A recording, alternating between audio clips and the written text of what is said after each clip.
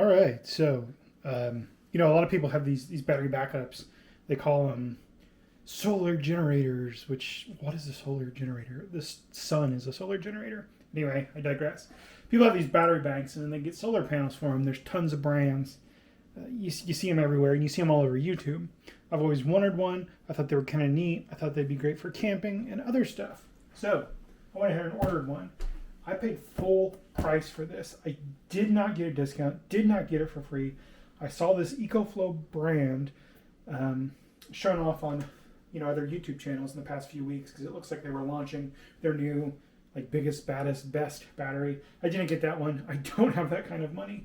I got one that I think will be suitable for my needs, and then I got the smallest solar panel they had for it because my idea here is, we live kind of rural, we might lose power. I've got a solar panel. I can trickle charge it slowly throughout the day or whatever if we're out without power for a few days.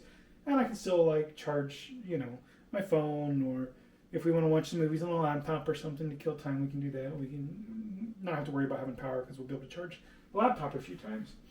So this is an EcoFlow. I ordered this on May 2nd at 4:55 p.m. Today is May 6th. It is 11:57 a.m. This came about 15 minutes ago. And I set it here, and I thought we'd go ahead and unbox it in this portion of the video.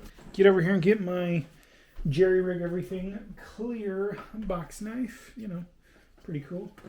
I'm going to open this away from the camera because I did not get all the label off of it. This is the solar panel. Let's take a look at it first. So I will say this is a little more heavy than I would have imagined. And they're not skimping on the materials. It looks like it's a box inside a box. Very nice. So we do have a 60 watt solar panel. Like I said, this is the smallest one they have. They do have larger ones. Let's see how to open this thing. All right, just one tab. Oh, here we've got a label on the back talking about, it's 60 watts plus or minus 5 watts, 21.6 volt, 3.5 amps. Efficiency 21 to 22%. It's a monocrystalline silicon, and it's the EF Flex 60. For the output ports, it has MC4 solar port to XT60 100 volt max up to 12 amps max. It says it weighs 7.7 pounds. That feels pretty accurate. Unfolded dimensions are 21 by 32.1 by 0.8 inches. The folded dimensions are 21 by 16.5 by 0.8 inches. That's the only stuff in English other than the manufacturer, which is EcoFlow Technology, and then some support information. So these zipper pulls are kind of gross, but they're pretty cute. Some kind of leather or fake leather handle here. Oh, I like that teal or blue. It reminds me of my Game Boy Color.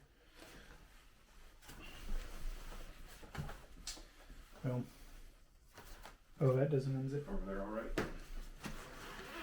It's kind of weird, but whatever. I guess that's one way to do it. So yeah, we got a bunch of booklets. I'll take a look at these later. They've got, your normal amount of zip ties holding everything in. The panel does look fine. The panel looks fine. So we're going to come back to this. I'm going to test this in this video later. Again, I paid full price for this. I'll tell you exactly how much I paid. I guess I did get a discount code. I used the Capital One browser plugin, and it found a coupon code for me. Make sure there's no sensitive information here. All right, so as you can see, sorry again about the cardboard. The EcoFlow River Max is what I got. It was $499. Sorry about the focusing. I got the EcoFlow 60 watt solar for $149. And then I had this EF Hobotech 50 discount code that the Capital One add-on found. Saved me $50, which basically just covered the state sales tax of $41.86. All in, I paid $639.86 for this. Again, like I said, this seemed like it was decent for my use. Your mileage may vary. One of my tests I'm going to try to do is cook some black beans with the Instant Pot. I always forget which one is the actual name of the thing.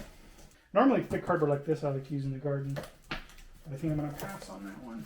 So again, box inside a box. Looks like retail packaging. Good grief. Very solid box here. You know, we've got pretty much exactly what it looks like. Oh, I guess I need that again. They've got these little tape circles here. And there we go. Safety again. Again, some decently thick cardboard. The box itself is thicker. This is maybe half the thickness, but it's nice corrugated cardboard. Very generous amount of foam here. Well, I lied. That's thin. I was grabbing what this is actually set into, which I'll show you. So this is probably our cables. Yep, we've got a quick start guide here. There we go. How to use this product, yada, yada, yada. Seems pretty simple. So I'm guessing this is, you know, the power cord and all that jazz. There we go. Again, another big desiccant. Throw that over there. Watch your heads. Oh yeah. There you go. So yeah, here we go. The unit, just like the picture on the box, we got the on off and everything. I did want to see how much charge it came with, just out of curiosity. So, oh, it has an IoT reset, which means this thing has some kind of Wi-Fi connectivity. I wasn't aware of that. But that's interesting. That tells me it might have some kind of phone connectivity, maybe for firmware updates or something. We'll get into that. Oh, here we go. Wow, that's kind of Cylon-ish. So it shipped 29% charge. I'm going to go ahead and get this thing charging. It's claiming that's 99 hours of the current draw. Obviously, we don't have anything plugged in, so that's probably fairly accurate. I'm going to turn the flashlight on real fast. Make sure it's facing away from the lens so we don't blind you.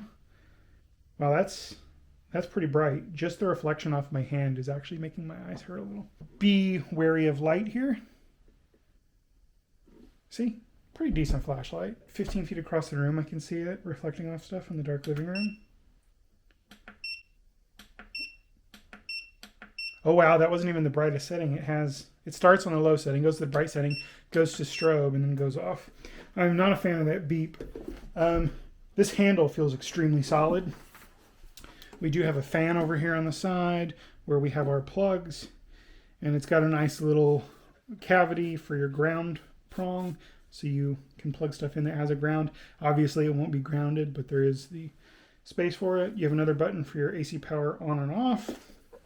Nothing on the back but a logo. What do we have over here?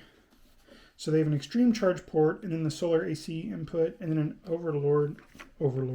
overload protection due to my dad. So we've got that stuff right there. We'll get into that later, because I'm also going to try to deplete it and charge it up on the solar panel. We'll at least give it a good shot when we have some sun and see what it's like. So yeah, I'm going to go ahead and get this thing charging, and then, you know, we'll jump into testing it, and then we'll charge it again with solar panel. So yeah. Right, so first, apologies for my nasally sounding voice, if you can detect it. My allergies are real bad this morning. It's a different day from the earlier part of this video. So today I thought I would go ahead and test this out. I have my Instant Pot here. I'm just going to put some water in it. I'm not going to put rice in it because I don't really want rice right now. But then we're going to use the rice setting and just kind of see how it does on battery. And if that does well, we might do another cycle on something else, again with just water. And then, yeah, we'll just kind of see what this battery does. So we're going to go ahead and put some water in there. Since there's no food in there, I'm just going to do like 2.5 of these cups, which is probably a little too much, but whatever. It'll get up to temp faster and it won't be as accurate, but this isn't a science channel, so, you know, whatever. Make sure the vent's closed. So we're going to plug this in over here on the left. Let me see. I have to turn on the main unit, and then I have to turn on the AC power. Plugs in good. We've got power. We're gonna hit rice. I'm gonna time lapse this. So yeah, here we go.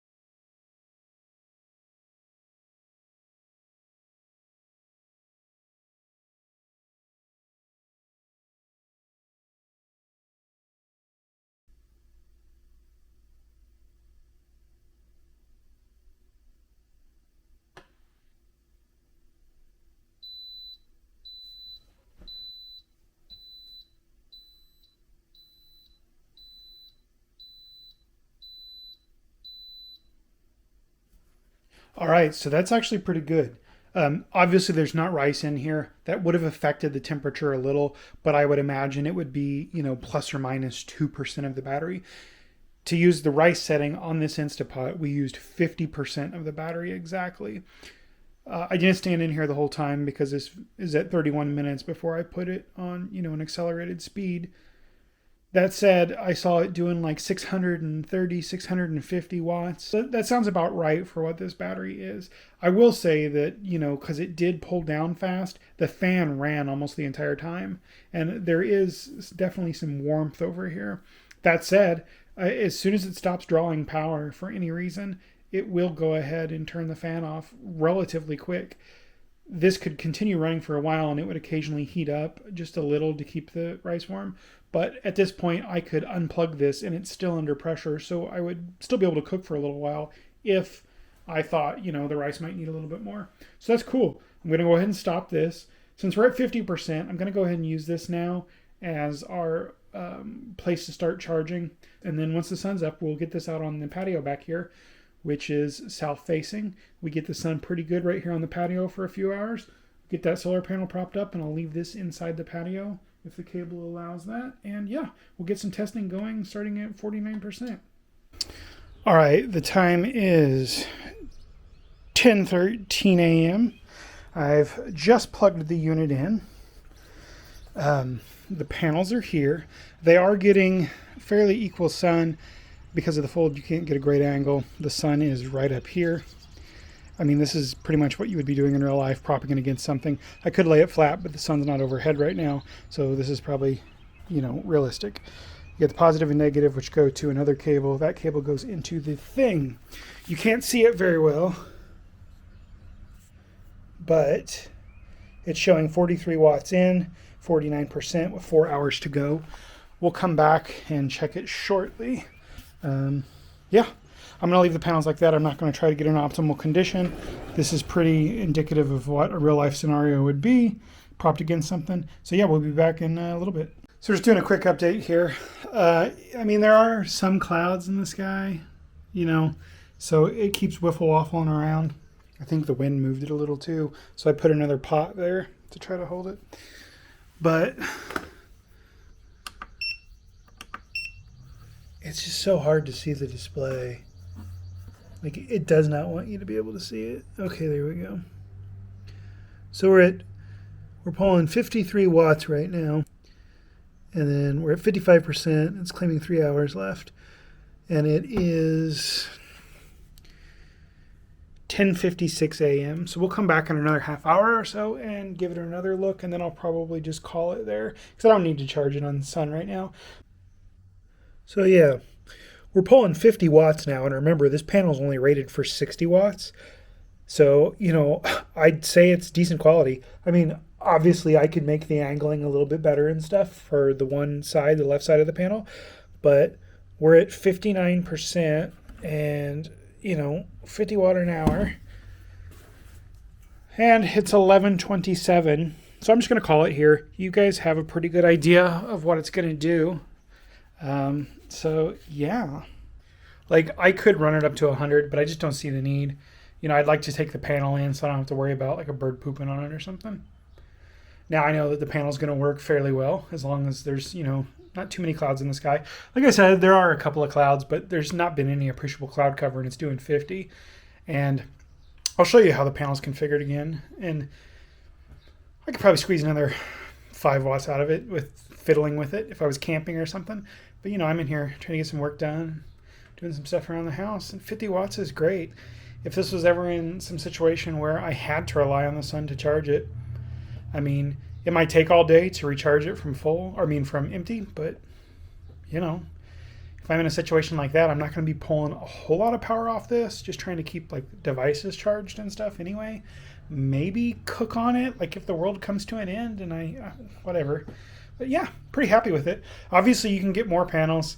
This was the smallest option they offered, so, you know, I don't make a whole lot of money, and I'm kind of cheap, and I only have one patron, so I can't afford to put a whole lot of money into this stuff to test it, but this is going to work for my needs.